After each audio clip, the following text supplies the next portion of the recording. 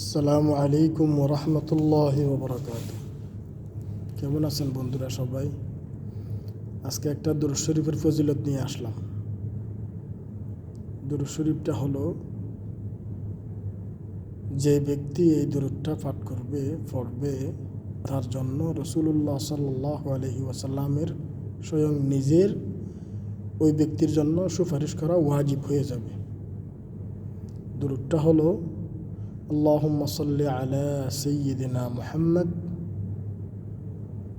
ওয়ানজিলহুল মাকআদাল মুকাররাবা ইনদাকা ইয়াউমাল কিয়ামাহ। আবার বলতেছি, আল্লাহুম্মা সাল্লি আলা সাইয়্যিদিনা মুহাম্মদ ওয়ানজিলহুল মাকআদাল মুকাররাবা ইনদাকা ইয়াউমাল কিয়ামাহ। আসুন সবাই মিলে আমরা রসুলের উপর দরুদ পড়ি, রসুলের ইশক মোহাব্বত দিলের মধ্যে নিয়ে, এবং সবাই রসুলের সুপারিশ তো সবাই চাই, তো অন্তরের মধ্যে রসুলের মোহাব্বত নিয়ে আমরা দরুদ পড়ি এবং আমল করি।